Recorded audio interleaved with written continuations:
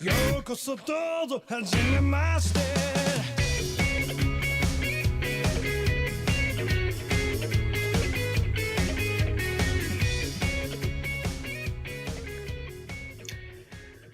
Hello, everyone. Welcome to the GLORIO Chat, the best anime podcast on the internet.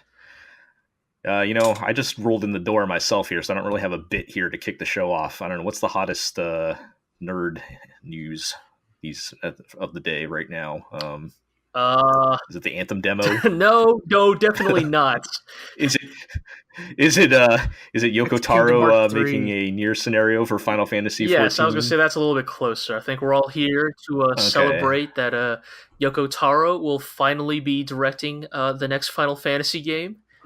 And by next Final Fantasy game, I mean Final Fantasy 14. The actual thing is probably Kingdom Hearts, right? Yeah, but let's be real. None of us have played it. None of us care about Kingdom Hearts, right? I don't know. I was watching my friend stream it the other day, and I was like, this sucks, until they got to the Monsters, Inc. world. And at the end of the Monsters, Inc. world, fucking black robe anime villain guy is like saying all his darkness in your soul shit to Sora. And then James P. Sullivan just picks him up and throws him into a door. Yeah, that sounds all right. It's the fucking best thing in that game that I've seen. That's pretty good. I did see a screen cap that was like, it was like Woody staring at a castle draped in darkness. And the line is like, Woody's like saying, I see. So that's what happens when you aren't loved or something. Right. Like... in Toy Story, at the end of Toy Story World, game. Fucking, they kidnap Buzz Lightyear. Oh no! And talk about how if you don't have bonds or whatever, and then Woody gives his whole speech to Organization 13, Black Robed Man, about how you obviously don't have any friends.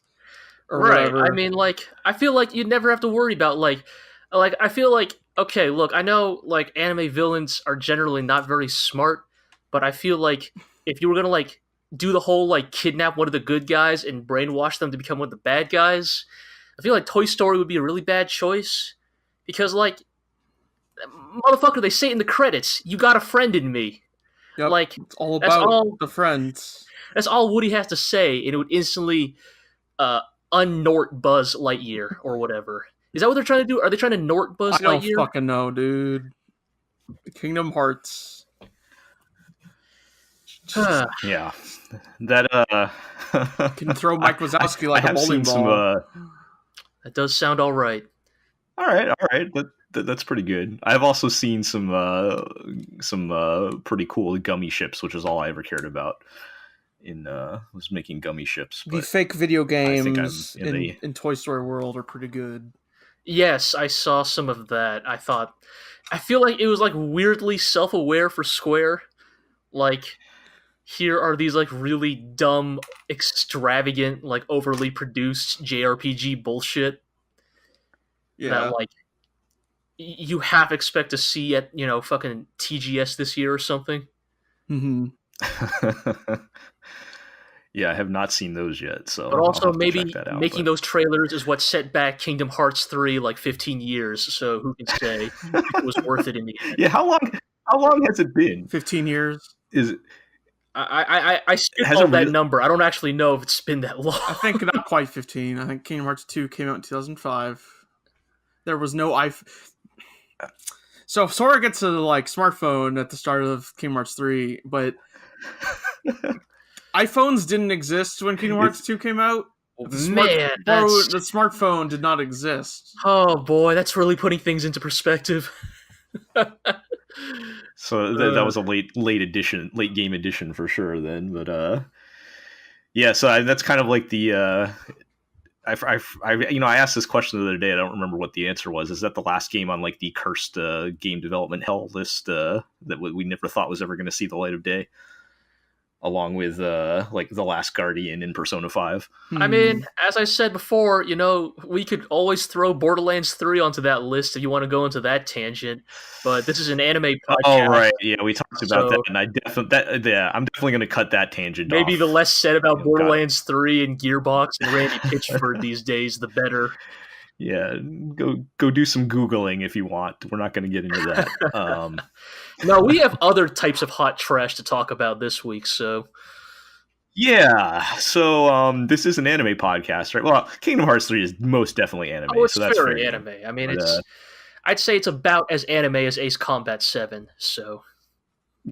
Yeah, probably more so with the Final Fantasy influence, but we do have some actual anime to talk about, though. Surprising. As we are plodding along through the winter 2019 season. Still a couple really solid shows, I think, we're watching. It's so a lean harvest. Let's be real here. The shows that are good are pretty good. I'm enjoying it. Yes, but no, you're right. I don't know if by end of the year, if any of these, aside from maybe the Promised Neverland, people are going to be talking in any anime of the year discussions. But we'll see. But anyway, let's get into our discussion then. So on the podcast today, I'm Jel. We have Iro. Hi. And we have G. Yo. We're 3-man in it this week, as circumstances have worked out. But I'm sure we'll be able to fill in the gaps with as many. Well, maybe we'll get another Kingdom Hearts tangent. Who knows? So yeah, let's get into this week's discussion. And before we actually talk about the episodes, I wanted to loop back around to possibly the most important discussion of the year. Oh yes, which was our our question that we sort of raised in the last episode, and I put up a post later. What were the best anime shirts of 2018? And we kind of offhandedly mentioned this on the podcast last episode, and I decided to turn it into an actual poll on the blog, which we had people vote on. And the results are in. So we're gonna officially announce the winner here. I guess starting with we'll work our way up. So starting number 3. Unfortunately, poor Hinata from A Place Further Than the Universe. She can't catch a break. So Hinata and her food shirts came in number 3, a rather distant number 3, I would add. And then, well, I guess once I say number 2, number 1 will be pretty clear. You might as well just spell them out. Yeah, so number 2, Hina from Hina Matsuri came in number 2 with her sentient word shirts. Hell yeah! Which my personal number 1, but whatever. And then number 1 was Ash from Pokemon Sun and Moon and his lineup of t-shirts with various Pokemon logos and icons on them. The people have spoken. Which is a fine choice, I suppose. Yeah, it's fine. See that like high class clothing boutique released their Pokemon line of like. I have not seen that. Are they like these like classy Pokemon shirts or something? They absolutely are. Oh man, I kind of want to check that out. Then they have like a fancy commercial too with like a young salary man is late to work, but he sees a kid who with a Charmander hat and a Pikachu backpack, and he's like reminisces back to his childhood playing Pokemon Red. And well, like all the then he sees this expensive custom shirt line on the internet and buys a nice dress shirt with Charmander on it. And then the next day, he meets the kid, and the kid's like, "Oh, it's Charmander." He's like, "That's right, kid. Now we're friends because we both like Charmander." Shit, all right, man. What is it like on his like? It's like on his. It's on like the pocket of his dress shirt. I was gonna say, all right. How do you even work that into? Yeah, a dress I was shirt? gonna say a Charmander dress shirt. I'm struggling to imagine it right now, but we can put an image. Yeah, in we'll the have to maybe. Sure. Yeah, maybe we'll link that in the show I've got the notes. link. Yeah. When you said boutique, I was imagining like I don't know, like Pokeball cufflinks or something, you know, like, or I don't know, like Yeah, make it a little less. I don't know. Don't you Or want less fucking obvious. Magikarp on your work dress or like shirt? I don't know, like a jacket and like the inside print was like surfing Pikachu's or something. I don't know. Some of these patterns are pretty classy. Yeah, all right. Well, hey, you know, better than some of the shirts we see at the, you know, your average Poliwag. anime conventions. So, yeah, Poliwag. When I think of classy, man. Poliwag, that's This what Kakuna comes to pattern. mind. Class, Drill. elegance, and sophistication. Poliwag. There's Slowpoke. Oh man, Oh Jesus. that Jill, just made me think. yeah. My brother-in-law was just telling me at his job he was saying one of the sales managers came in with this presentation and he was like, you know, we're going to undergo he said, my son just got into Pokemon recently and our department is going to undergo a mega evolution this year. Oh my god, oh my god. Department gonna use the Z move. It gets Fucking worse. kill me. It gets worse. He put up a slide that showed like a Litten with an arrow to a Incineroar. Shit, man. Oh my god. That's It's not like even mega evolution. That's just regular evolution, dog. I'm not even concerned about that. How much time did this man spend on this PowerPoint? Oh my god. Fucking you want to talk about like weird nerd shit at work, man. Like I had this thing, like we're just gonna fucking go on this tangent, so whatever. Like I was at work and somebody in the management office, I'm sure you've all had this happen to you before. Somebody in the management office, their ringtone is Tank from Cowboy Bebop. It's the Cowboy Bebop OP. And like now I'm caught in that awkward place of like, do I say anything? do I confront and be like, yo, I also watch anime, or is that actually the worst possible thing I could possibly do? I mean, Cowboy Bebop's pretty mainstream, though. I mean, yeah, but I think right? it's more just like, let's be real, most anime fans don't want to fucking talk to other anime fans, or maybe that's just how I feel. Yeah. I don't want to talk to other anime fans, so that's why I don't have anime ringtones and I don't have anime like message tones. Like, I've had two incidents at work where I discovered that people I was working with are weebs, and I did not. Oh god, that guy who played the same fucking Final Fantasy track on on Final Fantasy 4 on loop. Yeah, there was that. Yeah, and he would play like Toho music, so he was in deep because he was playing Toho music. Because here's the thing, right? Like, I don't actually know this dude that well, right? Like, he's just a dude in the office, so it's like, I don't want to just be like, hey, Cowboy Bebop, am I right? You know, it's like Spike Spiegel. No. See you later, Space Cowboy. Like, I guess it's like... that's what you got to do next time when you're about to leave. We're about to head home. Yeah, you know, it's just like, you know, it's like, motherfucker, when it comes to... this is not the podcast for it, but it's just like, when it comes to anime fandom, you know, I'm like motherfucking Kami Tower during the Boo arc. You know, I'm keeping my power level suppressed because, like, I don't want people to find me out. I don't got time for that shit, you know, like, That's why I don't use my real name on the blog. Oops, a little too late for that now, but yeah. But yeah, you know, just like animate the workplace. They don't mix. Yeah. Okay, but what if you had a shirt with Charmander on it? I mean, you know, that's just natural. That's like that's showing your initiative because like you show with a Charmander first, and then like those a power actually move, kind of. Those I wouldn't wear those to work, but those are actually kind of nice. They're custom. You can customize where the pattern is. Oh, let me look at this. What y'all talking about? It's in the Discord. This is great. This is great. This is great audio material. We're just like looking at. We'll link it in the show notes. Internet. Yeah, we'll link it in the show notes and move on. But shit, these ain't bad, huh? Yeah, I still wouldn't wear them to work though.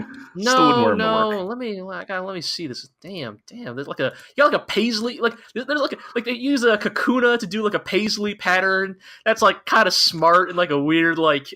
Oh man, that's actually kind of good. Or like let me see this. It's like shit, like doing like the scale pattern with the Poliwag. Like, yeah, doing that's oh shit. Yeah, Damn, well, son.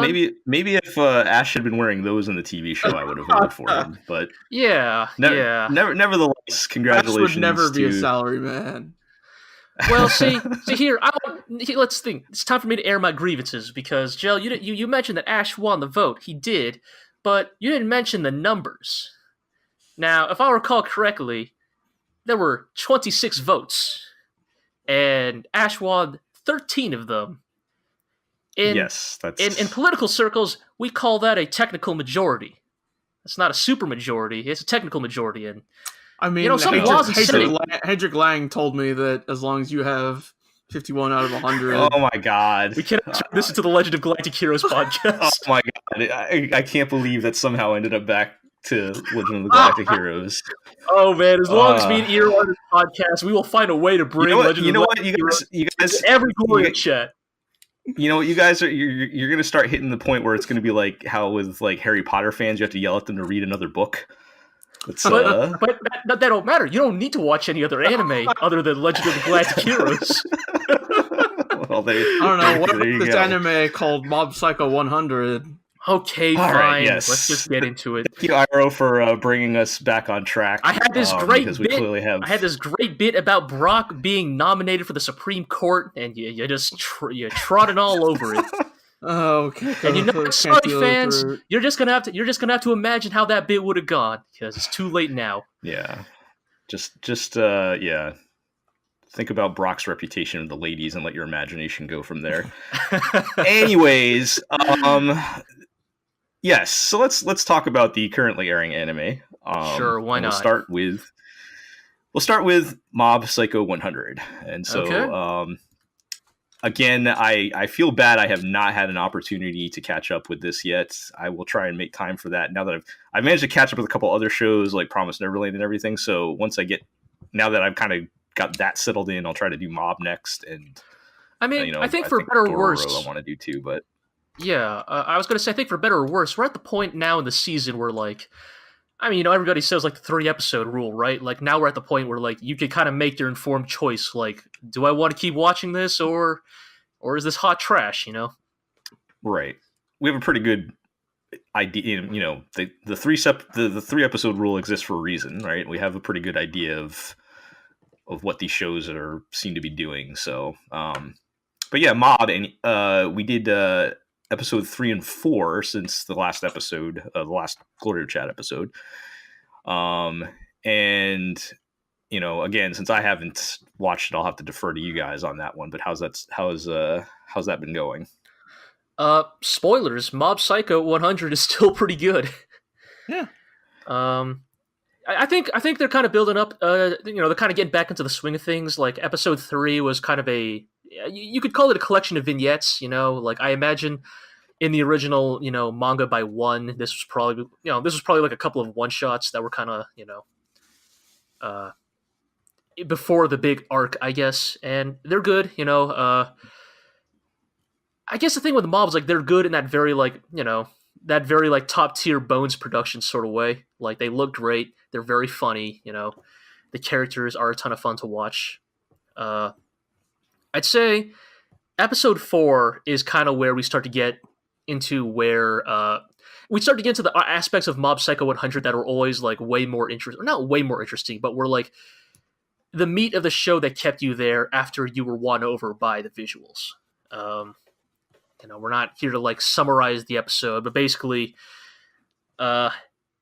at first, I thought this was going to be like a fucking battle tournament, but I thought, look, that room kind of looks like some real like gathered like 108 psychics into one room or fucking whatever. Yeah, it looked like some real Yu Yu Hakusho like shadow tournament shit or something. Genkai tournament. Yeah, the Genkai tournament. My bad, but yeah, basically like this rich dude gets like, well, okay, so 100 psychics drop into a compound.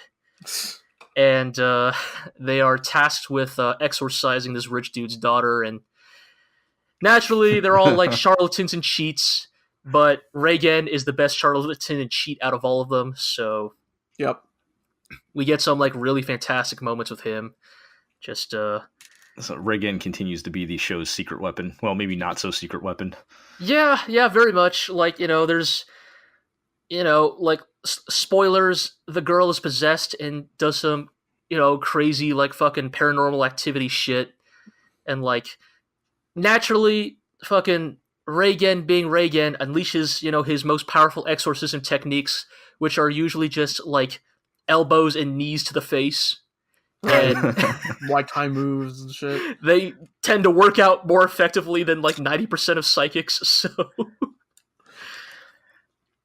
but sorry, go ahead, Jill. I was gonna say, so are they setting up like an arc, or are we still kind of just settling in, like establishing the status quo again? I think they're setting up an arc because the episode kind of cliffhanger. Ending. Yeah, because it kind of ends with it turns out the girl's being possessed by a psychic who's like mob tier, or at least hinted to be like as strong as mob in some ways. Which, look, because this is being written by the same writer as One Punch Man, they could hype this dude up to the heavens, and he could still get blown the fuck out next week for all we know. But right. At least now they kind of seem to hint that this is like somebody who could like actually give Mob trouble, and not in like necessarily the brute force way, but like the thing that's always been really good about Mob Psycho 100 is that like at its core, Mob is like he's a really vulnerable kid.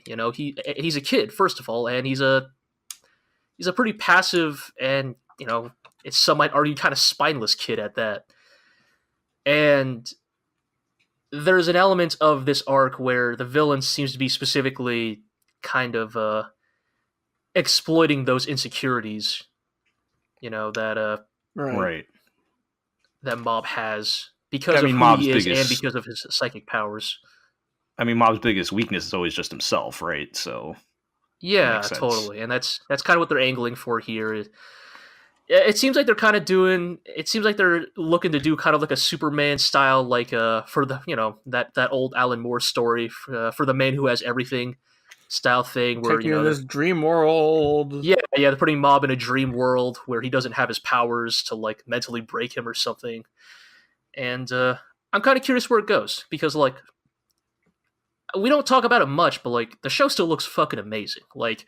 Yeah, there are bits in episode 4 that are just like, they got like the old like, season 1 oil painting or like glass painting shit. And like, they got like, just that standard like Bones top tier production that just fucking is just so goddamn good. That anime just looks amazing, but it's also doing some really interesting stuff with the plot. And I think that's the stuff that like actually kind of hooks you. Right. Yeah. All right. Well, what he said. I will try my best to. I'm sorry, Ira. Were you gonna add anything on that? Not really. Okay. All right. Well, I will do my best to catch up with that before next episode, so I can actually join the conversation. But I did enjoy the first season, so I do want to get back on that. And it sounds like they're keeping pace with season 2 so far. So, all right. Let's move along to another show I need to catch up with. Let's talk about Dororo, which also had episode 3 and 4 since we last spoke. What's been going on with that? They are sure covering the like well-known stories from the original manga of Dororo. He's killing the shit out of some demons. Yeah, they did the whole. Let's see here. So okay, episode 3. I guess the episode 3 stuff was actually mostly original to this anime. Is it? Which is the backstory of the weird old man who took in Hyakimaru and built him his limbs. The manga is just kind of there. Yeah, I guess it's not psychic powers this time around, so they kind of had to explain, like, I guess. Oh, there's just like this doctor woodcutter in medieval Japan who can essentially build automail. Sengoku automail, but right. This version of the story is playing a few things differently than basically every other version. Mostly in that Hyakimaru is not speaking at all, because presumably he doesn't have his tongue or whatever. He's still mute up to this point. Still not talking. Yeah. Although, in every other version, the dude just talked with telepathy. And had quite a mouth on him. But I think maybe it's because I'm not familiar with the original material, but I am definitely digging what they're doing with Dororo. I think, at least so far, I'm interested in the path they're taking with it. yeah, I wish the show looked a little better.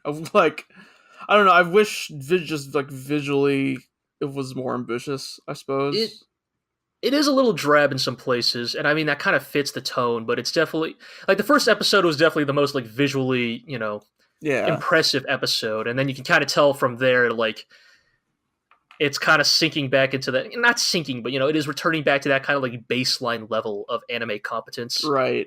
That like looks fine, but it's not like it's not Not blowing you away groundbreaking or anything. Yeah. I kinda just wish it looked a little better, but Yeah. the key core story stuff I think is still good. Yeah, that show is hard as fuck, man.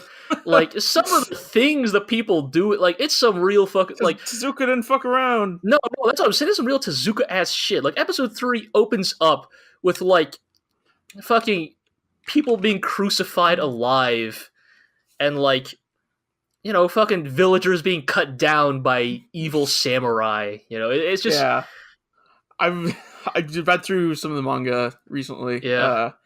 And like the like violent and terrible shit that happens in that manga, but still with like goofy round Tezuka art. right. It's still in that Tezuka art style, which is certainly something. yeah. I mean, I think as we said before, right? Like we tend to ascribe like anime's most violent and perverted influences to anime's horny uncle Go Nagai, but Tezuka definitely could have a mean streak to him in some of his works. It definitely shows here. But yeah, otherwise, it's still kind of just trucking along. As I told Iro the other day, episode 4, the joke I made, and I know this doesn't really work because Dororo probably preceded all of these, but I said that episode 4 with the cursed sword kind of felt like the kind of episode that happens in literally every single supernatural anime set in medieval Japan. Like, beat definitely. for beat, like the dude who's possessed by the evil sword, like the female like sister/love interest who like will tragically be unable to save him, and the hero will have to cut him down, and it just yeah, absolutely. Like, but also I assume Dororo probably did it first, so like can't really. It's still old. Yeah. Still a solid show. Still enjoying that one a lot. So, Iro, would you say, because you've kind of said how this is a bit more of a serious tone, particularly with the main guy not talking, like, is that, would you say that's like a good or a bad thing in moving in that direction, or? I mean, I like goofy stuff, so I think it's an interesting way to play it, considering every other version.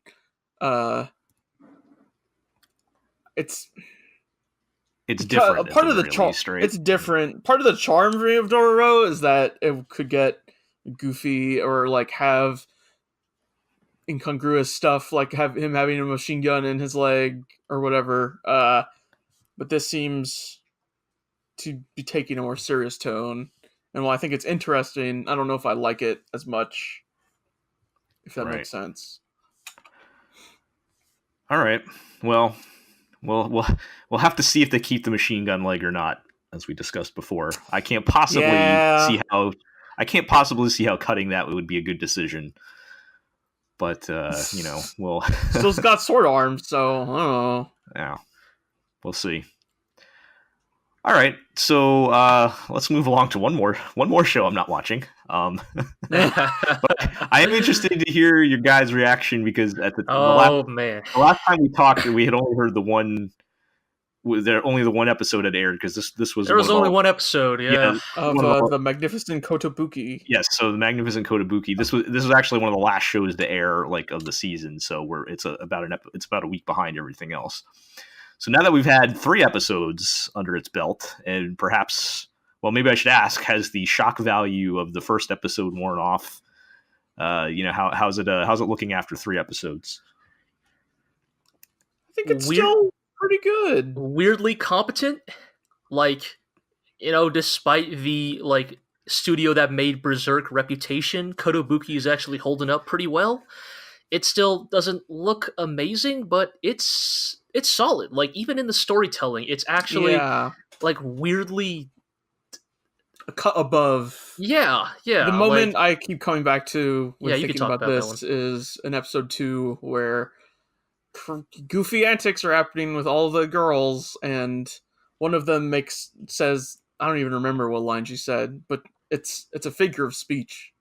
And then the camera cuts over to the emotionless, overly logical girl or whatever, and in your heart, you know in that split second, she's gonna misunderstand what was said, and it's gonna be ha ha ha, look at how socially inept she is or whatever, and then we'll pan away and keep going with the goofy scene or fucking whatever. But instead, she just says, like, I didn't understand that figure of speech. Could someone tell me what that meant? You know, like, someone explained to me. And then someone explains to her what it meant, and then they keep going. Yeah, it's... I'm like, oh, that's nice. It's like weirdly, weirdly, like, kind of self-aware, I guess, or conscious of, like, how human conversations often go. Sometimes it's just anime as fuck. Yeah, like... So here's the thing. We didn't talk about this because episode 1 was almost entirely CG, or the girls were entirely CG, That's right? right? But in episode 2, we suddenly get the girls drawn in 2D, and it looks good.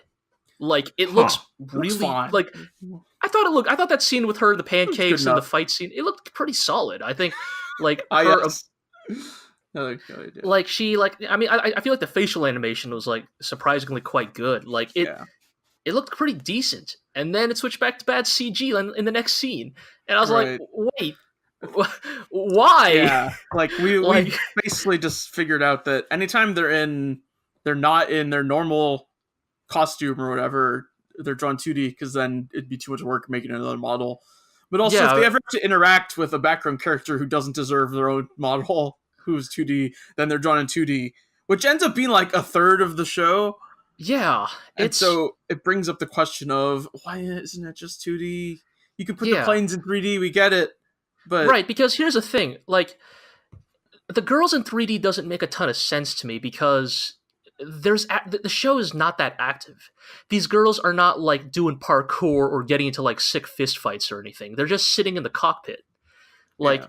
It's not like it's Tribe Cool Crew dancing. Right. It's like, like, believe me, I know how intensive animation is, but for the most part, these girls are just sitting in their cockpits, and, like, at most we're, like, seeing like a shot of them from, like, the waist up. So, like, it's just like shots of them, like, you know, swaying left and right and saying something in the cockpit. So it's like, why did that have to be CG? Like, because when they're outside of the planes, it's mostly just, like, standing or sitting around. They're not doing that much. So yeah. How much was saved by making CG models of them? Like, the planes make sense for better or worse, but the people being CG, like, here's the thing: if this was like a Babuki Baranki or like a Majestic Prince situation where the action was, like, really kinetic and really heavy on the movement, that makes more sense. But for this, it's like the planes are doing most of the work. So the weird 2D 3D shift is kind of bizarre. But the show itself... Sorry, go ahead, Jill. I was going to say, has there been any more ridiculously detailed dogfights? Oh, yeah. Every goddamn episode. Holy shit. Like, okay. I won't go... I already went into it before. I won't go into it again, but just... Yo, the dogfighting in that show is solid. It's Pick up these planes. Yeah, and I have to admit, my knowledge of Japanese World War II era, like, jet planes is not that solid. Like, I've always kind of been more into American, Russian, and German planes, so my Japanese knowledge isn't that great, but my understanding I saw The Wind Rises once. Does that count? Basically. Like, you know, here's the thing. I don't want to piss off any, like, I don't know, War Thunder or whatever those fucking free-to-play games are called, or any of you fucking Imperial weebs out there, but frankly, I think Japanese World War II era plane design is kind of chicken shit. Like, the Japanese Ooh. didn't make that many good planes during that era. Like, There's gonna be some angry people there's like, out look, there. I'm just saying, compared to like America, Germany, and Russia, like the British, maybe even the Italians, all have like anywhere from like 2 to 6 like really great iconic planes to their name, and Japan has like maybe 3 if you're really willing to stretch it. But if you're being realistic, it's just the 0. So like, it's never been my area of interest, but my understanding based on the show is they're really going deep. Like, every time they meet like a new squadron, it's like an entirely new obscure they have World Type War II plane. 96s. Yeah, They've- yeah, exactly. We've got a Raiden. Yeah, it's over totally here. that. But I just want to say real quick, like, even the show itself, like as an actual show, removed from the presentation, removed from its like weird obsession with realistic dogfighting, is, I'm not gonna say it's like amazing or anything, but like, it's like pretty solid fluff. Like, in the 3rd episode, they meet a new gang of pirates who call themselves like the Something Company. That's And right. the leader of the pirates introduces himself as the CEO. And like, they have like an old school like Japanese style corporate like anthem, you know, with lyrics like, "And if you get robbed, that's business." And it's like, and like, Oh, you know when what? they like, I think I saw The screenshots little of that. Porco Rosso-y. you probably saw a screenshot of like the dude with like the painting or something. Yeah, But, that was pretty fun. That looked pretty fun. Yeah, like there's a great fucking line where like he's trying to like buy like he's trying to like buy the town community center equivalent essentially, right? And Which he's is a like, I'll plane. buy it. I'll buy it with this paint, or it's a plane. Yes, he's trying to buy out the town's like special plane. And he's like, I'll buy it with this painting. The original painting is worth like $1 million. Now this is a very accurate forgery, but it's about worth roughly the same amount. For like- this quality. Yes, and like, when the dogfight actually happens, like, he calls parts of his squadron based on like fucking business terms. So he's saying shit like, "HR department, cover my flank. Yeah, Sales team, take that's- out those bogeys." That's what I saw screenshots of it. Oh, Yeah. okay. And I was just like, all right, this show kind of has a pretty good sense of humor about it. Yeah. And That's pretty good. so yeah, I don't know. It's like not much else to really say about it, but still surprisingly decent Oh. despite. What Weirdly I have competently made. Yeah. I have one last question. G, are you excited for the gacha game they just announced this past week for the show? All right, since we're going to get into that, so I'm a man caught between two worlds here, because those PVs didn't have any planes. There were no planes in those trailers. Yeah, that was Like, weird. How can you advertise a plane gacha game with no planes? Okay, But what then- if, hold on, let me stop you there. What if the planes were girls? But that's not even the case. Like, also, has that actually happened? How come? Is there actually not a gacha game with that premise yet? Surely it has. You Right? got like bow Well, girls and did- gun girls. Did they make a girly Air Sword, Force one sword. yet? Because that's No, I guess not. I think. I mean, that's based off a light novel series. right. I think. But I mean, that doesn't mean they can't make it a gacha game. But I suppose Anything so. could be a gacha game. I mean, yes, anything could be a gacha game. Even get this a visual novel about 7 historical figures being resurrected. Even Legend of Galactic Heroes was a gacha game. Yeah, I can't even top that. That's truly the biggest stretch in rest in Get your peace that speedo game. kept. I really wanted to play that. exploitation. Vampire Overstein. Oh man, that's so good. Anyway, But what I was gonna say is caught between two worlds because no planes. But then Japan, you rascal! You always know how to get me because the trailer was like, now we don't have planes, but what if we had girls in pinstripe suits? And I'm like, Ugh. you got me again. You got me again. Yeah, With like they had like mob bluesy tune. Is there some theme song? I was like, shit. They know what I want. they showed like 3 or 4 different like groups. Were they actually from the show, or are they just like making stuff up they're like now? entirely original, I think. Oh, okay. Yeah, they're not in the show. All right. Well, Yeah, I mean, I was kind of surprised. You guys still seem to be sort of enjoying the show, so I was curious what was going to happen after the first episode, particularly with like the dog fighting. I was like, did they just like throw that in in the beginning to like kind of like say, hey, we're taking these, yeah, and then it was all going to be like cute girls doing cute things for the rest of the series or something. But it sounds like they're keeping that part of it up as well, so it's pretty interesting, I guess. Yeah. All right. Well, speaking of gambling on gacha games, well, gambling at least. All right. Hey, I get to talk now. For the gel. Let's talk about Kakegurui, which continues on. I just love it. Sorry, what's the second season titled? XX, or as I like to say, Double Cross. I should just you need to just start saying Double Cross with no hesitation. Okay, yeah, you're right. But it's Double Cross. I feel like this is going to end up like. I mean, I feel like this is going to end up when I didn't know whether to call Crunchyroll's thing Verve or VRV, and I messed that up. I don't want that to happen again. But I feel like it's got to be double crossed, right? Because like, don't they double cross each other in that show? Like, most definitely. There is definitely some double crossing going on. Triple crossing, right. Even. So then, double cross makes sense as a So I don't know. That's just my next episode. I will confidently introduce it as Kakegurui Double Cross. But anyway, I just love explaining what happens in this show because it's so ridiculous. Please do. So tell me more. So, episode 3 and 4 conveniently it was its own little battle in the I compared this season last time to a shonen battle anime tournament arc. So in this particular battle is a showdown with these two sisters who work for a or whose family owns a pharmaceutical company, and as a result they are masters of poison. So that's their hook. Oh man. And so in this particular battle, they poison the main girl, Yumiko, and it's up to her sidekicks to win the battle for her. They gamble for the antidote to the poison. It was pretty... But is taking the antidote a gamble in itself because it only has a 20% chance of working or something like that? No, they don't go quite that far, but it was,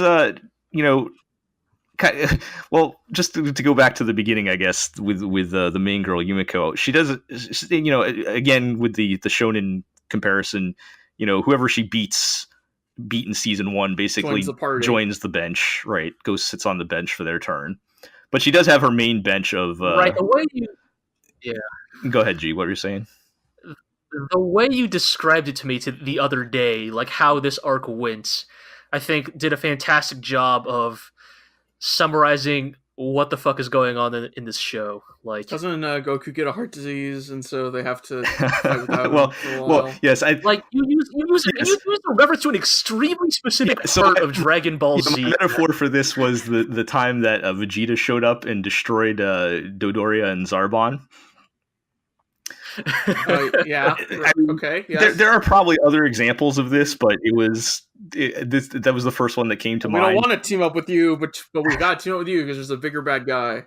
Yeah, because her basically has the gambling Ginyu Force shown up. Yeah. I was gonna say, I guess my frame of reference for like Vegeta like really curb stomping a motherfucker was the Ginyu Force. Guldo. It was like just fucking stomping the shit out of Guldo. But then Vegeta gets beat up by Raccoon. Yeah, that's I guess that's true. This was so. I'll explain the specific reference here because the girl that hands out the beatdown is Mary. She's the one with the blonde twin tails you see in a lot of the art. She's from the first one they beat. Right. So she's the first girl Piccolo. Yeah. So she comes in and stomps out these two girls that thought oh, we took out the main girl, so now we can, take advantage of, somebody weaker or whatever. And then she comes in and just like demolishes them. And the game they play is like a game that suspiciously looks like Uno.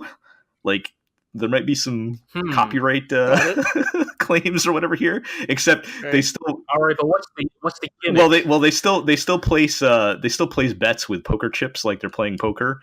and then if you lose a hand, if you fold, or basically if anything happens other than you win, you have to prick your finger on a poison needle. And then the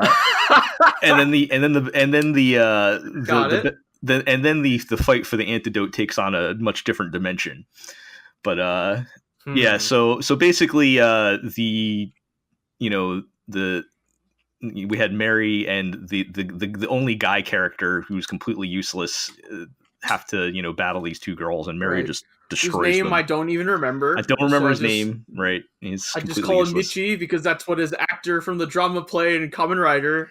Oh shit, for real? Yes. So anyway, so of course they win and save the day, and we're back to business as usual. But man, that show is just it's just pure entertaining trash.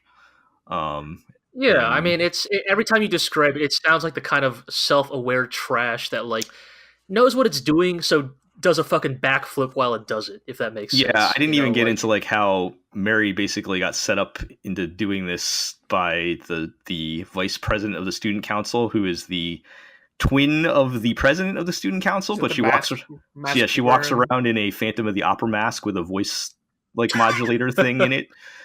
And, right, I remember the twist at the end of season 1 where they're like, now we can take over because the president's not here because she's out on business. And then mysterious mask, vice president just whips off the mask and reveals it was the president the whole time. Yeah, there's all kind of some fucking she pulls a prestige. She pulls a pretty baller move in this one because she's trying to convince Mary to like basically work with her or something, and she offers Mary like all these chips, and then Mary's like, I'm not going to take it, and then Mary immediately gets a phone call from the girls that poisoned the main girl, and they're like, or from the guy, and she's like, Yumiko's gonna die, get over here and bring a lot of chips. So she has to take the deal, and it was yeah, there's all kinds of mind games and stuff like that going on. It's pretty great, but yeah, anyways, mind game. Exactly like Dragon Ball Z. Yeah. Yeah, so that show's fun, and we'll see. Is anyone taking off weighted clothing? What's like the gambling equivalent of that? Yeah. Like, no, I know what it is. I know what it is. Is you roll up your sleeves. Because, like, when you're gambling, right, it's all about cheating, right? So, like, you roll up your sleeves, that's going to be like, oh, I don't even need to cheat to beat you. Or, like, I'm so good at cheating, I don't even need to hide shit up my sleeves. You'd roll up your sleeves and, like, all the fake cards would fall out. And then you'd be like... Yeah, totally, yes. And each card would weigh 10 pounds. I don't even need to trick you to, yeah. I already talked about that one gambling movie I saw as a child. Oh, that, like, Hong Kong one? Yeah, we were on vacation in China. And I was flipping channels in the hotel room. Some gambling movie came up with English subtitles. And everyone was super great at gambling because they had like magic chi powers that could change the cards. That was a Stephen Chow movie, right? I think it might be, yeah. I think so. But like the main girl or whatever didn't have any chi powers, but she was really good at sleight of hand. Oh, okay, all right. And so at the very end, she's definitively lost to the bad guy with his chi powers, and so she's like, "Well, nice job cheating." He's like, "How? No, I didn't cheat. I didn't cheat. Look, obviously I didn't cheat. Look, I can pull out like it's nothing up my sleeve, but look, I can still pull a winning hand." I mean, and like uses his. That's kind of. I mean, that's kind of. Well, thanks for spoiling it gets exposed. Euro. I mean, that's kind of what happens in Kakegurui because, like, the main girl doesn't cheat; she's just extremely smart, and she just really loves gambling. And yeah, sure. Whereas everybody else is trying to pull stuff over on her and everything. But yeah, anyway, that show continues to be fun trash, and I will see what who's up next in the tournament arc. I think they're setting up the classy butler girl to be the actual true final boss, but we'll see. Okay. Classy butler girl. Tell me more next time. Yeah, Room Factory 4. Well, yeah, we'll save that one for next time. But anyway, let's move along to my roommate is a cat, which I'm. It has been growing How on do they me. pay rent? What was that? Oh, does the cat pay rent? Is that Your roommate's cat? You pay rent by yourself?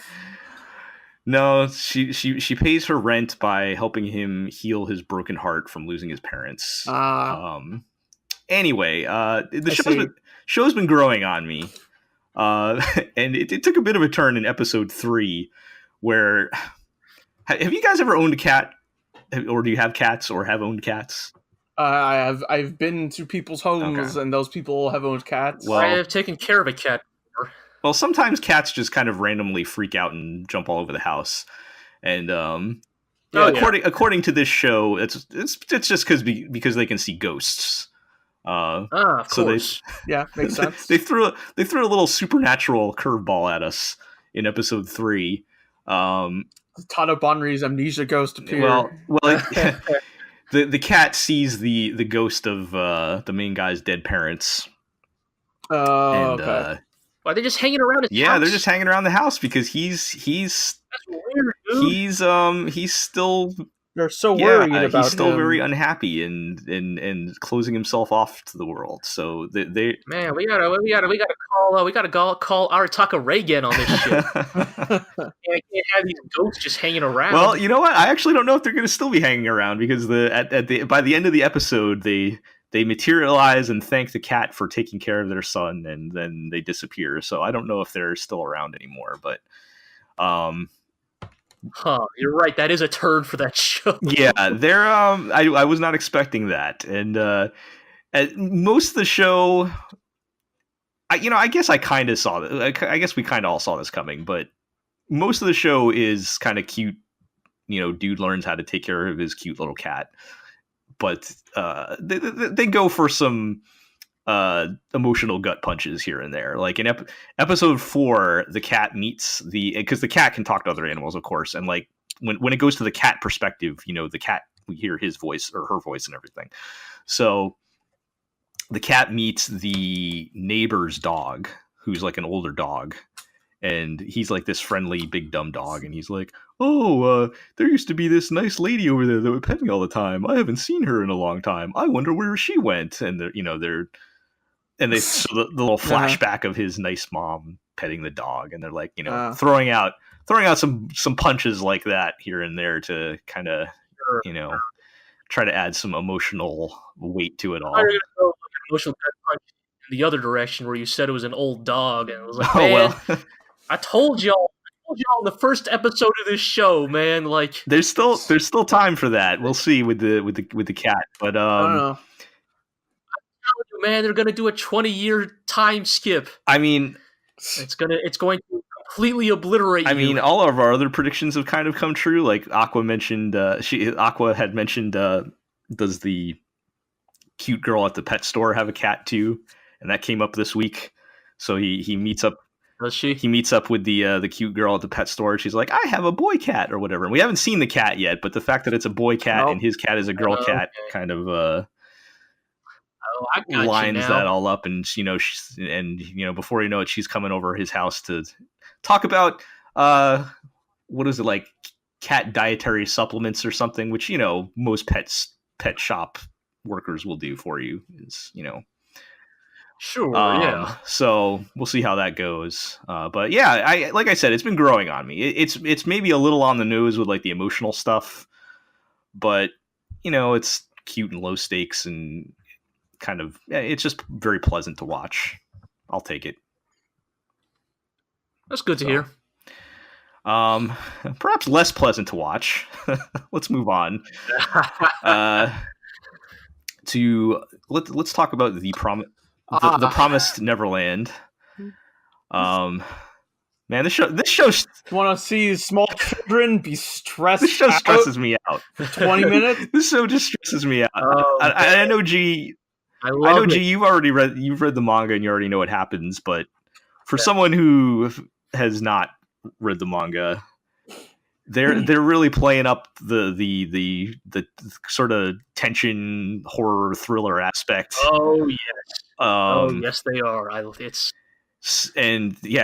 There's all sorts of fourth dimensional chess mind games going on, and so in so we had episode 3 and 4.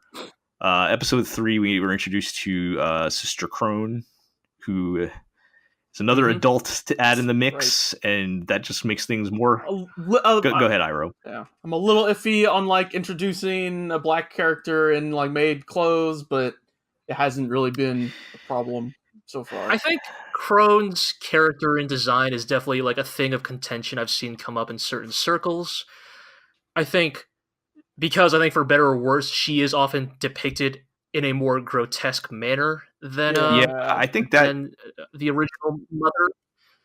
But I will say give the show some time. Crone is an interesting character. I'm willing to give benefit of the doubt. Yeah. I could see how you might raise an eyebrow, but yeah, I personally wouldn't be ready to, pounce on that yet. But but I think the thing I do want to say though, go ahead, G, is that the thing I love about the introduction of Sister Crone, like we talk about 4D chess, right? We talk about all these mind games, all these like plots and backroom deals, but Sister Crone represents what I like to call the Golden Kamui philosophy of narrative escalation, which is if one thing, such as a bear or a maid, is extremely threatening, the best way to escalate is to add a second or a third of that threatening presence. Like, it's such a simple but effective way of escalating the story, right? Like, how do we beat mom? Right, how do you beat mom? Oh shit, now there's 2 of them. Like, right. Yeah. It's very much, oh shit, there's a bear outside the house. Oh shit, there's a bear inside the house. Yeah.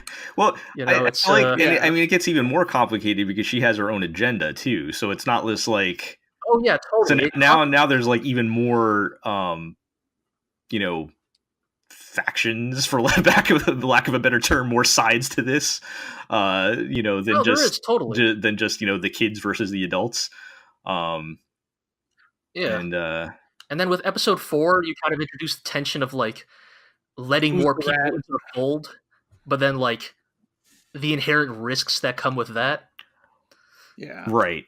So that even adds like another layer to it. Okay, well now it's not just the kids versus the adults, and then adults versus adults, but now you got kids versus kids, and like, oh yeah. And man, they do such a good job of like making it very unsettling without. Other than the first episode where we actually saw what happened to what's her name, Connie. Like nothing has actually happened yet since then. So the tension is so high that like they do a good job building up like just even like the kind of creepiness of like, let's make the little kids play tag to teach them how to build up their bodies and teach them how to run from demons. Like there's something incredibly unsettling about that, even though even though they're laughing and having, well, perhaps because they're laughing and having fun, it becomes very like this creepy horror unsettling thing that's very effective. I mean, I think the thing that I think the thing that the Promised Neverland does super well is it's not gratuitous. Like, you're right, like Connie is like the one thing you see at the very beginning to like really shock you. But afterward, all the tension is like implied tension. It's all suggested. There's no nobody is actually in threat of up till now nobody's like lives or physical livelihoods are being threatened. It's entirely mental, and like they kind of keep finding ways to up the tension. Like I'm really curious like what you guys thought about the end of episode 4. With kind of the reveal at the very end. So, spoilers, everyone. At the end of episode 4, Norman, I'll say, accuses Ray of being the mole. And for me personally, I could see so many different ways that could go. It's kind of hard. It's kind of interesting because like both Norman and Ray have been like the brains of the operation, and both of them have always been right so far. So now that we've pitted them against each other, who's going to be right is an interesting question. So I really don't know, and I kind of haven't wanted to really think too hard about it, and I just want to see what happens. All right, hey, that's a good way to do it too. Yeah. But Taking the show as I mean, there's again, we're playing some fourth dimensional chess here. I mean, if you want to read too much into it, was Ray leaking the information for some other bigger plan or something? I don't know, but again, I haven't thought too hard about it. I don't know if Ira has any other thoughts on it, but I don't know, since he's the morose smart one, I guess it kind of makes sense that if he learned about the secret or whatever in the past and kept quiet, that I guess that would make sense then that he's the mole, considering his actions and personality. I guess the thing I wanted to kind of gesture more at, I'm not going to spoil anything, don't worry, is that they consistently portray both Norman and Ray as the smart kids, and Norman is the nice one and Ray is the pessimistic one. Mm-hmm. And I guess the thing I really love, especially now in retrospect, is this is kind of the first part where you actually get to see a little bit of who Norman is without who Norman is when Emma's not looking, I guess, is how I'll put it. Norman he's a good kid, but you can start to tell he's a good kid for Emma's sake. And yeah. Well, it's like when he was chatting with Ray, and they're like, "Well, we need to come up with a way to kill Mom." Well, and they're not when you find a way to restrain and kill her. Yeah. You wouldn't be having this conversation with Emma. No. Even not, his trap he sets for presumably Ray. I'm assuming that was his aim to begin with, is pretty devious when you think about it. You have to really.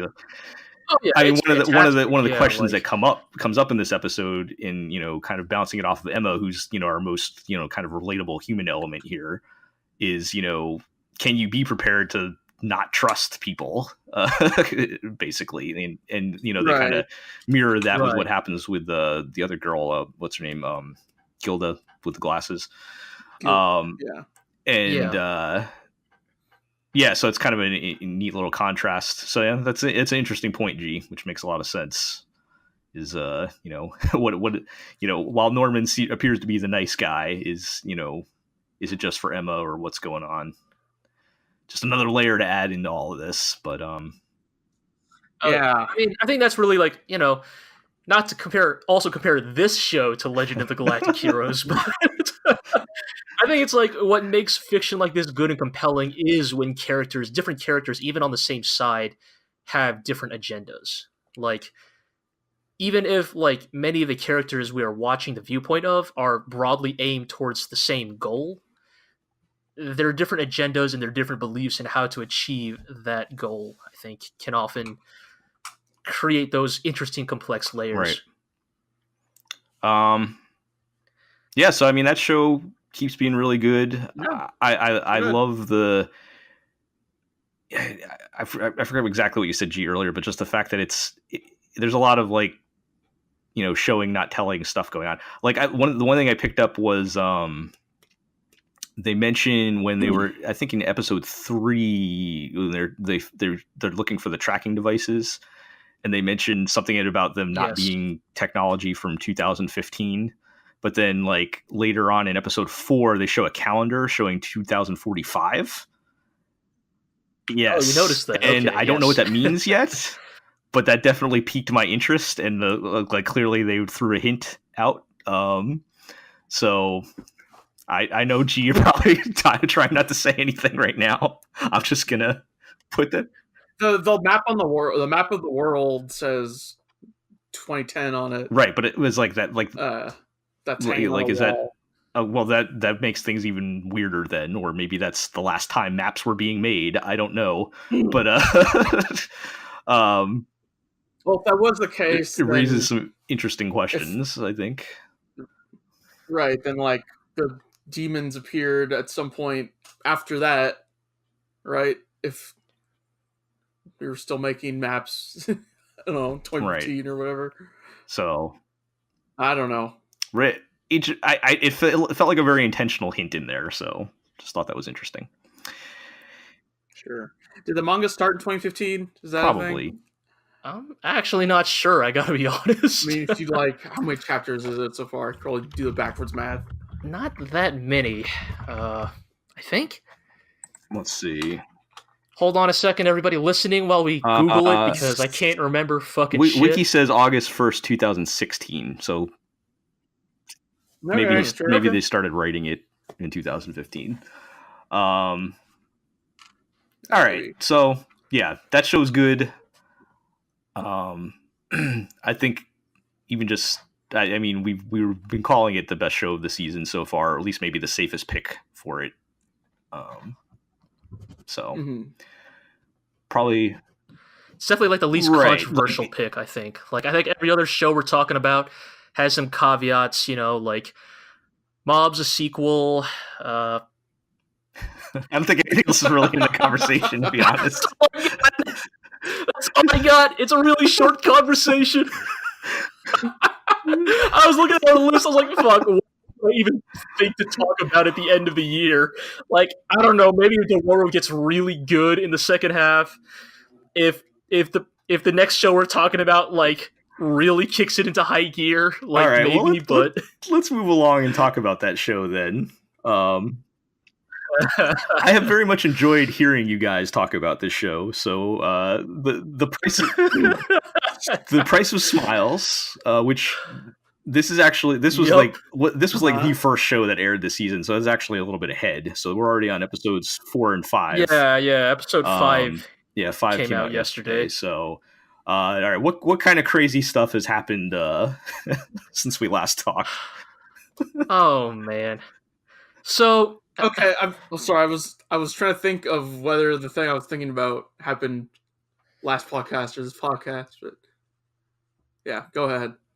So, episode 4, we return to the princess. Yes. Ever since Joshua, the supposed main character of this show, fucking ate it in the 3rd episode, as we mentioned, in like the most ungraceful, undignified way possible. So we come back to the princess. She's, surprised, not handling it super well. The kingdom is taking a beating. The empire is encroaching on their territory. Yeah, but they can't deploy the new robots unless they have approval from the princess for some reason. Right, they have like their new prototype reactors that will like boost up the stats of all their robots, but the princess refuses to because that technology was, because their weird thing is that their magic, like, robot mech technology is, like, also their, like... It's kind of like their equivalent of, like, nuclear power or something where, like... Well, imagine it was nuclear power, but it could also grow crops, I guess. Right. Like, it has multiple uses, and she's like, no, we built those things for peace. Like, I won't let you kill people with them. I won't let any more lives be taken. And, like, the show kind of purposely... forces her to confront like how naive of a philosophy that is, because she says, I don't want any more lives to be lost with this technology. But by not using that technology, we are repeatedly shown like kingdom soldiers like being killed in the war from the encroaching empire troops. Like the empire is knocking on the kingdom's door. Like by the end of episode 3, they have to evacuate the capital. I don't think it's the actual capital. I think it's like near the capital. So, okay, my bad. Major city, so basically, yeah. All of her top officers, whoa. All of her top officers had to get her out of her funk into a. My dude, they're. You gotta bleep that out. You gotta. Not everybody. Look, I know it's easy for that stuff to just roll off the tongue because, like, we have a Legend of the Galactic Heroes podcast, but like we did that episode like 6 months ago, right? Everybody is watching Legend of the Galactic Heroes. Like, my dude. All right, I'll redact that statement. Fine. There's a reason why I have always explicitly never invoked his name in the GLORIO Chat podcast. I explicitly make sure I don't. Anyway. Continue with your analogy, Jel. I'm on the blanks at that point. Nobody will know what we're talking about anyway because I'll keep that out. But, Oh yes. shit! But yes, a prized officer has fallen in battle, and everybody is in disarray. Everybody's like struggling to like kind of get things back together because they work on a monarchy, they need the princess to approve everything. Their hands are tied essentially. And eventually, long story short, the princess kind of like begins to pull herself out of her funk. She kind of remembers like, hey, I am the head of state. Like millions of lives, depend on me. To enters the war room. Yeah, and we've seen in episode 1 that she's actually potentially has a keen tactical mind. Yes, but as we see in this episode, this is only helping my metaphor. But yes, go on. So here's the thing: it is implied she has a keen tactical mind, as we said, but here's the problem: she's not fucking hard enough yet to use it. There must be more suffering before she is ready to lead her people. Because so they're evacuating the city, right? And like city some where civilians her parents died in an explosion, and the city where this explosion triggered the very war that they're fighting. Yes. This is like the equivalent of like it is the equivalent of like them evacuating Hiroshima or something. Like there's a monument to the event and everything, and like we'll never let it happen ever again. And some like militia, like civilian militia, have stayed behind because like, no, we're not going to leave our homes. We're going to fight to the bitter end. And the princess is like, no, we have to save those people. And the commander dude is like, my lady, we're already pulling out. Like they're a lost cause. If we go in there, like we might not even even the people we send in might get killed. And then she goes on to like this big, like inspiring speech. Well, like, isn't a soldier's duty to save lives, not take them? And the commander's like, very well. I'm sending in a small squadron to like go on a daring rescue mission to save those civilians. And so they go and they pick up the civilians and they're trying to make it out of the city. And then they reveal it's too late. The Empire has already taken the city. They have surrounded the troops. They encroach on them and then just fucking riddle them with bullets in the middle of the town square where the monument to the like not nuclear explosion happened. And everybody is ruthlessly killed. I'm noticing a pattern here. And the prince is just forced to watch all these people that she commanded like to do this for her. Like, this blood is on her hands. They make sure they lay it down. You killed these people, princess. And you know what? You're going to kill a lot more people before this war is over. And that is the price of smiles. The price of smiles. And that's just episode 4, right? Yeah. We also find out that the other main character, Stella, on the Empire side, might be the secret daughter of the princess's retainer lady. Yes, they hint at that too. Who was there on the day of the explosion and thought her family was crushed by rubble, but it is hinted that Empire troops found Stella among the rubble and raised her.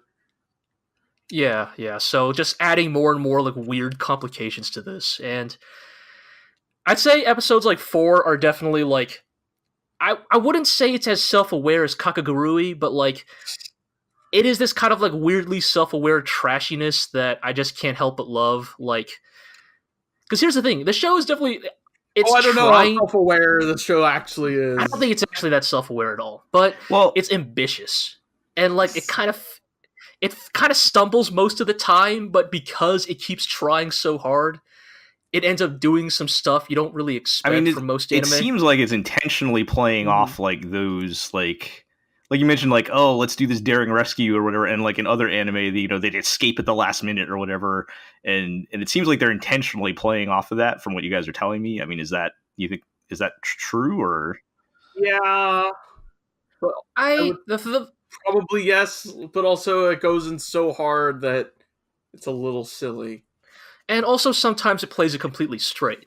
So like we might as well talk about episode 5 a little bit. There's not as much to say about it, but like, so for me as a mecha fan, I kind of like episode 5 a lot because it's just it is a solid mecha anime episode. You know, we go back to the Empire where like the plucky ragtag misfit squad are sent on a daring mission to like, you know, take the long way around to go hit the enemy from behind, basically.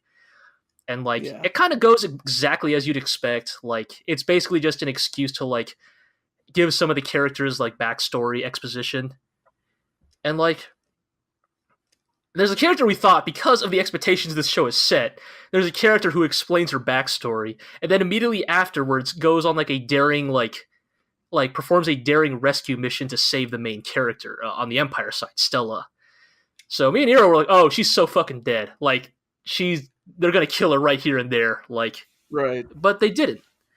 And now I'm kind of wondering, like, okay, maybe they're saving her death for later, because let's be real, this character, now that she's explained her backstory, we're talking about Lily.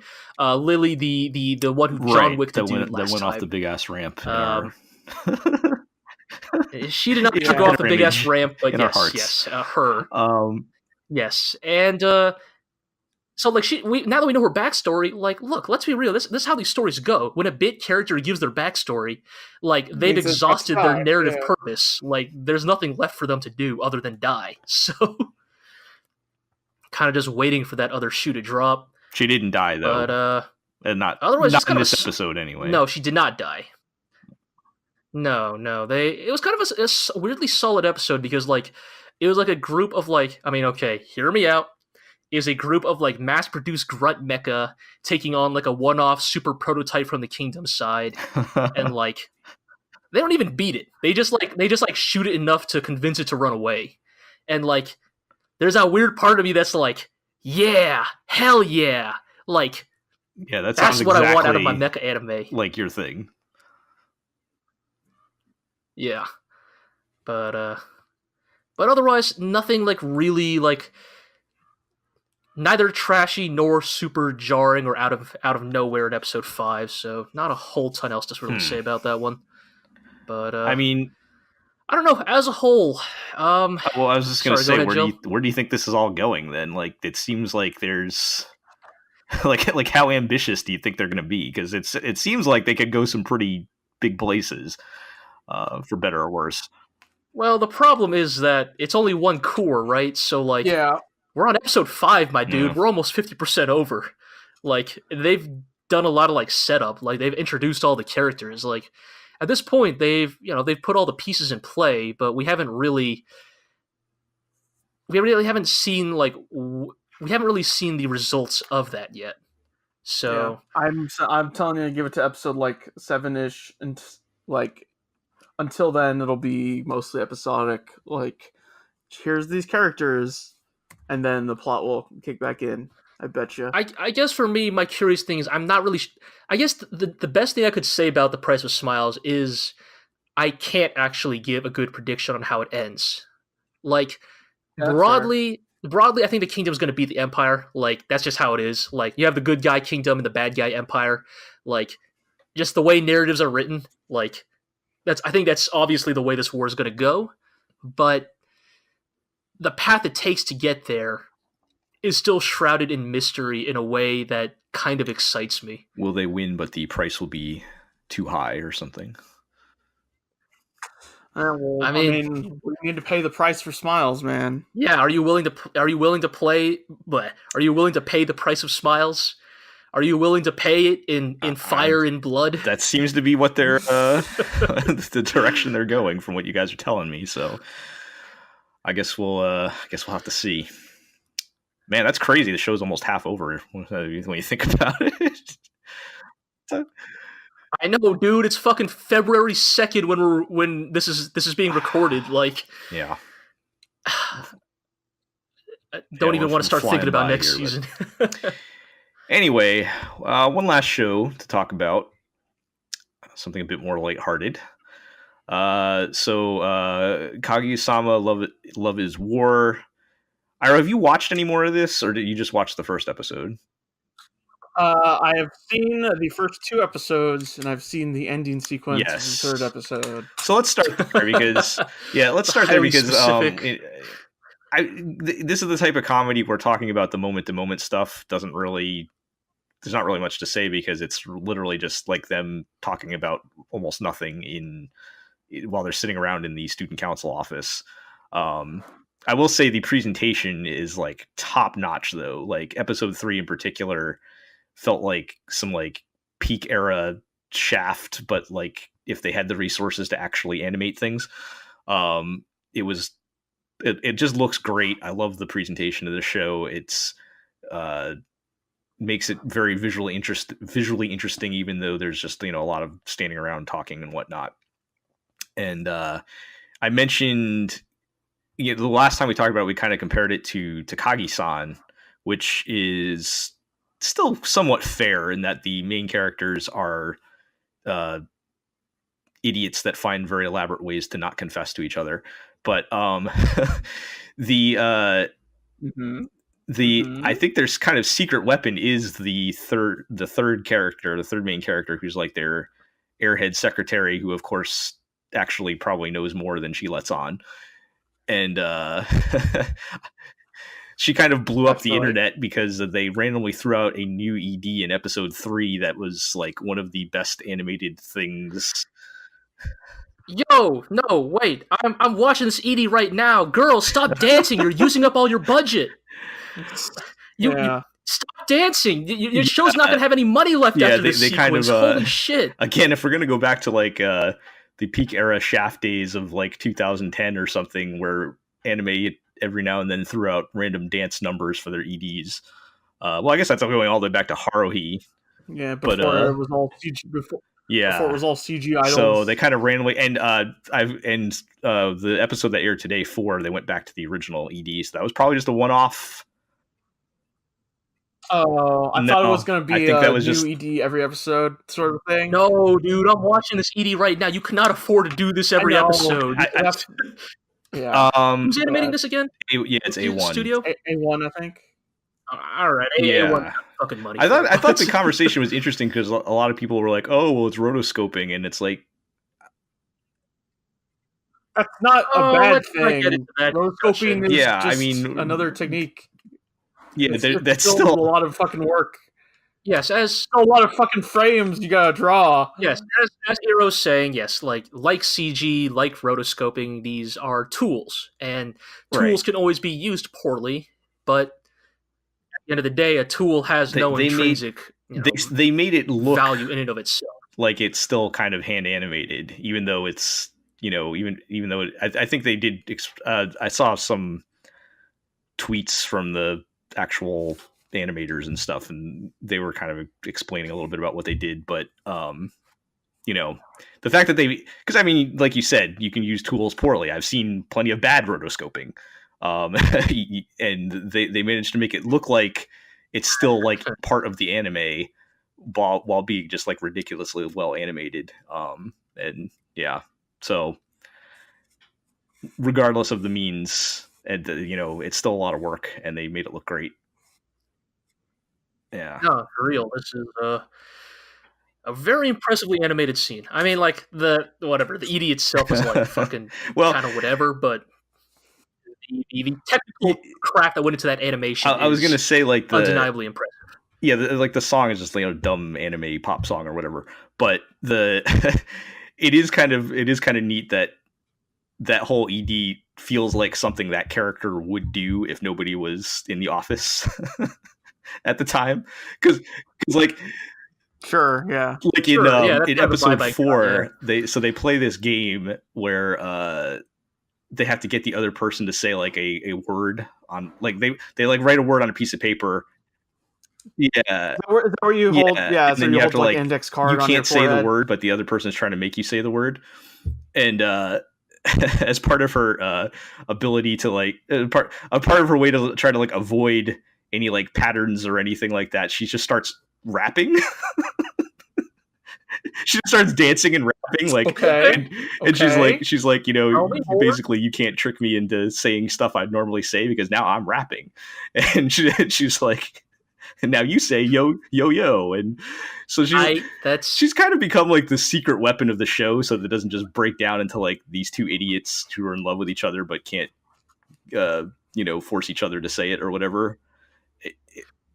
That's good to hear, because I think everybody's worry, right, was like, oh, is this just going to be Takagi-san, where like, or not Takagi-san, but you know what I mean, in the sense of like these two characters have like such a strongly established dynamic that and it hits a point where you can almost like, but like, you talk about it hits the point where it hits the point where you can almost like predict everything that's going to happen in the scene and everything, and it might be funny and cute or whatever, but like having an extra curveball in there makes it much more fun to watch. And so I think that was a pretty smart move. I think there's going to be other characters too eventually, but she's definitely like main cast every episode, practically every scene. It's the three of them, so it's a much more interesting dynamic than just like the two, if it were just the two of them going back and forth. Can you think of any other shows like that? Like not a bad show saved by a good character, but like a good show made better because like it was essentially carried by like that's not really like good character, the main character or something. I guess that's not the main character. Yeah, I was about to say Favaro, but he's the main character. Not the main character. Also, that's not true. Favaro's not true. That entire thing on his own. I know. Bahama's got a fantastic supporting cast. It does. This doesn't quite fit that scenario, but the closest thing I can think of is in recent memory anyway, was a surprise romantic comedy hit, Gamers. I don't know if you guys remember me talking about that one, but no, not even a little. It vaguely, like there is like a main couple, like, but their like supporting cast is like help break up. It's a similar situation where they kind of help break up kind of the dumb like idiot kids in love stuff, and like you kind of adds extra curveballs to it. I thought it was particularly notable because like the main guy, his like basically best friend ends up being another girl, and it's not like weird or like the other girl's jealous or something like that. And they're not interested in each other at all, which is very, very extremely rare for an anime. But that kind of had a similar vibe where they kind of relied on the other cast members to make things a little more interesting than just kind of the main couple stuff. But like Nozaki. It kind of is. Isn't Nozaki kind of like that? Like it's kind of Nozaki doesn't like really. Like, Nozaki has three couples though. so it's kind of like sure. Everybody is playing that role in each other's thing, as opposed to just kind of one central couple where people are playing different roles in that. But yeah, I mean it's kind of similar. And Nozaki is basically like the ultimate like dumb anime romantic comedy. So, but yeah, so this show, it's been firing on all cylinders. I've been enjoying it. It's a lot of fun to watch. I'm glad it hasn't been like particularly pervy or like dipped too much into like otaku humor and all that. There was a little bit of that in episode 4 because they pull out some cat ears, but it wasn't anything like sure. I mean, cat ears in and of themselves is not an immediate warning sign. It's just they start pulling up the like tail plugs. Well, there we go. That's maybe anyway. That's a different. I was gonna say that's not where I was going. This works maybe a little harder than I meant it to. All right, Gel. Before we cap this off, then tell me, in your heart of hearts, where would Kaguya-sama have? How far in the bracket would it have made it? In the cute girl anime, the cute show battle royale from last year. Yeah. Yes. How far would it have made? It would have been. It probably would end up in a fight at number 2 with Takagi because they're very similar levels. I don't think it would have been number 1 though. But yeah, it's yeah. See this. So the thing with this show, I feel like it's. leans less on being cute and more on like funny, and it is like kind of a romance thing, because like Takagi-san was also cute because, you know, it was a romance story, but it was like kids, right? Like, and I mean, not that these are like, Sure, yeah. not that these are like Look, grown-ass adults or anything, but they're, you know, in their, you know, mid to late teens. Like, it's a little bit different than when you're like in middle school or something. But yeah, That makes sense. Anyway, that show's good. Enjoying that very much, and that is the end of our list. So yeah, kind of a short one, you know, but I think we were, you know, that's kind of what we were all saying. Yeah, at the start and of the season, I'm very much enjoying the shows that I am watching. You know, I don't feel like I'm watching too much like out of obligation or anything. Like, I'm actually, you know, enjoying watching them. I don't know. I don't know if you guys can say the same with some of the. Yeah, enjoy is the word I would use. Look, it's like, look, if there's any theme, I feel like for me this season, it's a bunch of shows that I think I like, but continue to like elude and confuse me. Is it you think you like them but are afraid to admit it? Like, look, like maybe, like. Look, like between Kotobuki and like The Price of Smiles and fucking maybe even Dororo to an extent, like it's a lot of shows that are like, I think I like these, but yeah, I can't tell. Yeah. There's a lot of shows that I'm like, yeah, this is pretty good, but like don't have particularly strong opinions on, you know. Yeah, that's. I think at its core, that's just kind of. It's kind of how. Well, here's the thing: you say that, but then also we somehow managed to fit in like a fucking 15-minute rant about The Price of Smiles every week. So, you know, sure. Not that I'm saying that's a show that like we love or anything, but it's definitely a show that occupies. I could talk about Shield Hero for hours, and that's not a good show. So, I mean, amount of time is not a direct correlation. All right, so. You can read all of our content here at theglorioblog.com. You can listen to the podcast at theglorioblog. You can follow us on Twitter at theglorioblog. Please feel free to listen to our sister podcast, Legend of the Glorio Heroes, where Iro and I discuss the legendary 1988 science fiction OVA. You can listen to us on iTunes. Tell your friends, tell your enemies, leave a 5-star review. We can also be found on YouTube if you Google the GLORIO blog. Please subscribe so we can get a URL. I think that's it. Is that everything? Shield Hero is bad. Good night, folks. Uh-huh. See you later.